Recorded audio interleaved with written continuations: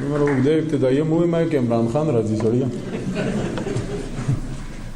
مهرباني إن الله وملائكته يصلون على النبي يا أيها الذين آمنوا صلوا عليه وسلموا تسليما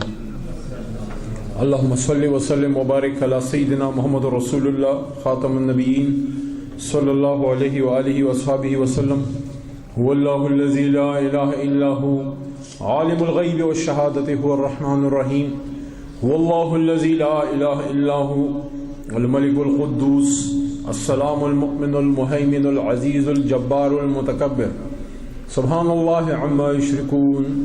والله الخالق البارئ المصور له الأسماء الحسنى يسبح له ما في السماوات والأرض وهو العزيز الحكيم صدق الله مولانا العظيم.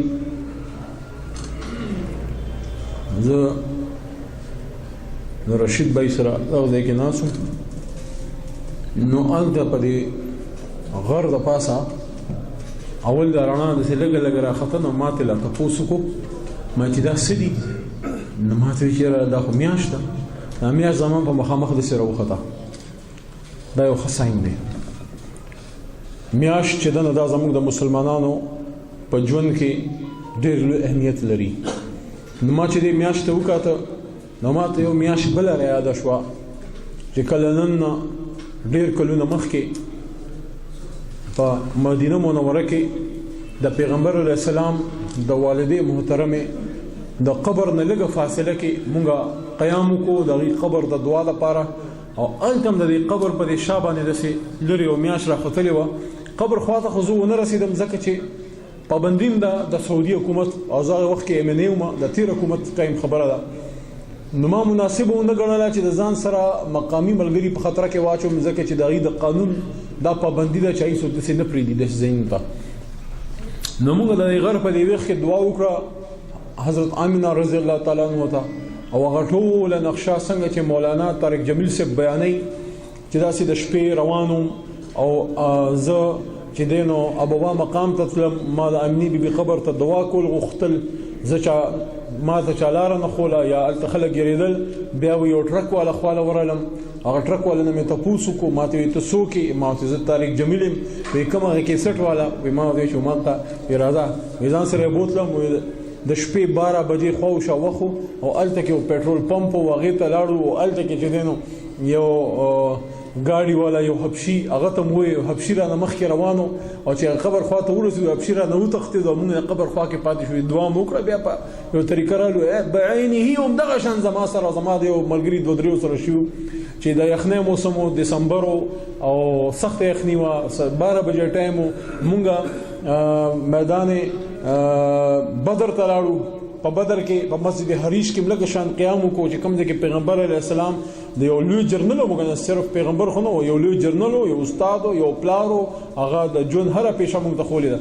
نو هلته کې هغې د بدر د جنګ پلانینګ وکړو او بیا بدر میدان ته لاړه موږ د بدر په میدان کې د شهدای بدر په خوا کې دعا وکړه او د هغه ځای نه چې د شپې موږ را روان شو نو ما مقامي ملګرو ته د خواهش اظهار وکړو چې یاره پاسبل ده چې موږ د مدینې منورې ته واپس تلو نه مخکې چې کوم دی نو د ابوا مقام ته لاړ شو هغې بالکل موږ ډېرې لارې بدلې کړې او د شپې موږ د ابوا مقام ته لاړو 12 بجې نه پس ته ټایم و یخني وه یو پټرول پمپ ته مخه شان ته لاړو همغه شان یو حبشي راووتو زموږ په یو غټ ګاډي کې مخکې شو او چې کله هغه ځای ته راغی نو هغه رانه د یارې نه وتښتېد موږ یې دغه شان یې پرېښود نو د دې سپوږمۍ په رڼا کې موږ هلته دعا کړې او نن دا سپوږمۍ راخیږي دا زما یقین دی انشاءالله العزیز چې دا د کاټلنګ د عوام لپاره او زمونږ د دې اسپتال لپاره زمونږ د علاقې لپاره د خیر باعث ده ما ته خو دا احساس هم انتهایی تسکین راکوي چې دلته به یو غریب کس یا یو بوډۍ ښځه یو ابی یا یو کونډه یا یو ځوانه زنانه چې خاوند یې مړي او نه یا په علاقه کې نه او ایک یوازې را روان د خپل بچي سره یا د رور سره او دلته راشي او په جیب کې پیسې نه او دلته بره راشي او صرف خپل شناختي کارت وښیي او زمونږ په دې هسپتال کې د حکومت پاکستان د فند نه د عمران خان صاحب د برکته د هغې زنانه علاج وشي نو یاد ساته ضروري نه ده چې په دې ژبه یو سړی تا ته دعا وکړي دا هم ضروري نه ده چې هغې کس ته دا پته چې دا خدمت زما چا وکړو چې د چا دپاره کېږي هغې به رهیني چا چې د الله د رضا لپاره خدمت وکړو نو دا سیاست عبادت دی. دا خو زه ملک شوکت صاحب او مجاهد صاحب تاسو ته او د دې کیمرو په وساطت سره د پاکستان تحریک انصاف هر یو پارلمنټرین ته مبارکي د دې خبرې ورکوم چې د خدای شکر وباسئ چې د عمران خان دغه انسان ستاسو مشر شو. ولې دا کار چې کوم دی د MMA نه شو غوستی، دا کار د NBA نه شو غوستی، ولې موږ د هغې نه ښه مسلمانان یو، ولې د MMA نه موږ سره زیات علما کرام دي، د هغوی نه موږ زیات تهجد ګزار یو، هغه هم څخه خلک دي. زه وایم چې دا بیسیکلي بنیادي وجه د عمران خان ده چې هغه یو سوشل ورکر دی، هغه یو همدرد انسان دی. دا موږ نن په هاسپټل کې ولاړ یو او د هاسپټل حوالې سره دوه خبرې ذهن ته راځي چونکې زما پوجه الریډي ډېر لیټ شوی نه، زه نور چې کوم دی د مجاهد خان او ستاسو بددعا او ستاسو خفګان ته مخامخ نشم ودرېدی. زه هم څه عوامي کار کې یو ځای کې وم، خپل ذاتي کار کې نه وم، خو بخښنه م غواړم زما پوجه تاسو لیټ شوی.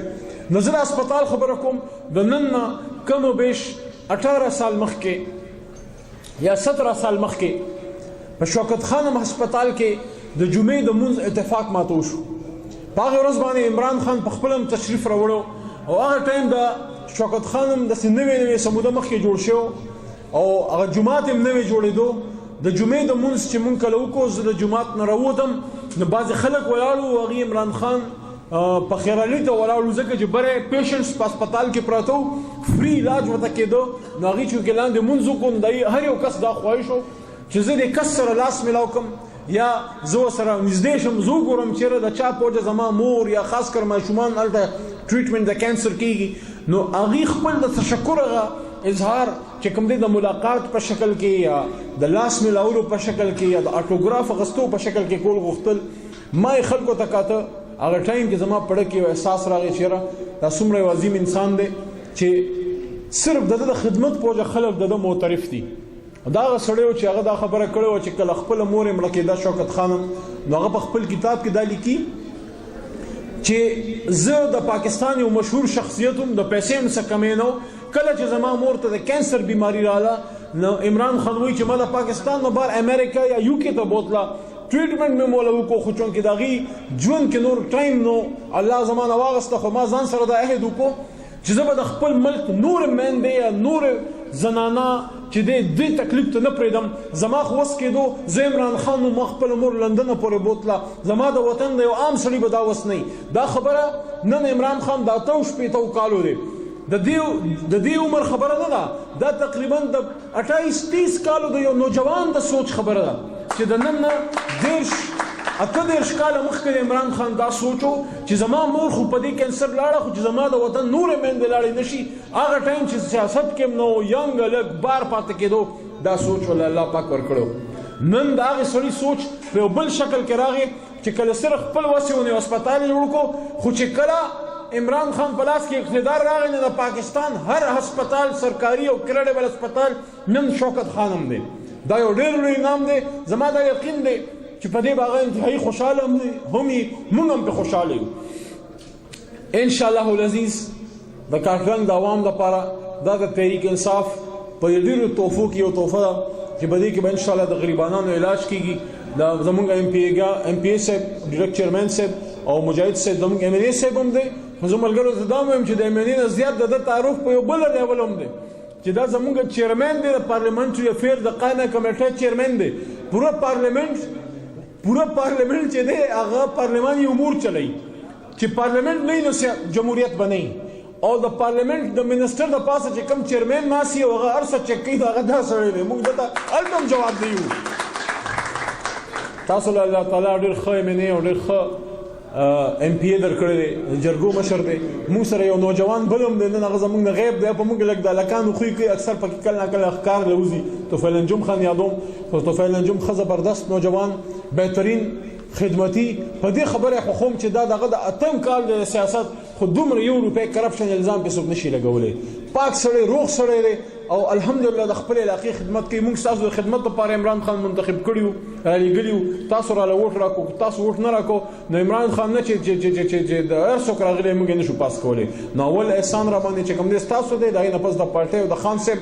ستاسو د کارټلنګ دپاره د دې سره سره یو بله خوشخبري هم درله در کوم چې هغې نه زمونږ پارلیمنټرین حضرات دواړه خبر دي. ما د ډېرې مودې نه ذهن کې یو منصوبه و زه خپل هم چونکې سیول انجینیر یم نو په دې کوپړی کې هر وخت څه نه څه تاویږي را تاویږي ما چې د کارټلنګ دپاره داسې یو منصوبه مونږ اپناو کړو چې مونږ په صحیح معنو کې د کارټلنګ د عوام چې څو پورې ته د دنیا سره کنیکټ نه یې دغه شان ترقي نشي حاصلولی نو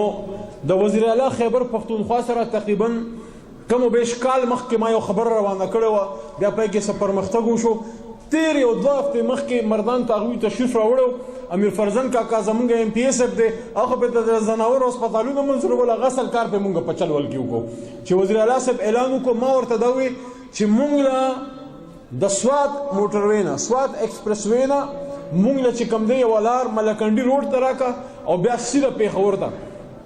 د دې چې کومه منصوبه ورته مونږ ویلې او هغه د هغې منظوري کړې اوس په هغې باندې صرف عملي کار کول پاتې دي او سروې تقریبا شوې ده دویمه سروې به کېږي پیسې به ورته مختص شي انشاءالله د کارټلنګ د هغې سیمې نه دې طرف ته خو بابوزو انټرچینج دی نو دې خوا د بل انټرچینج ضرورت زه نه محسوسوم د دې کارټلنګ د بازار نه هغه سایډ ته څه لږه فاصله کې چې آبادي ترې لږه اخوا پاتې شي چې چا کورونه آبادۍ پکې ډېرې نه راځي یو ډبل د موټروی د سټنډرډ ډبل روډ چې هغې کې به دا ارزه کې به انټري نه صرف یو 100 پوینټس باندې به انټري 16 کیلومتر کې به تاسو د جلالات ته اوسئ ملکنډ ته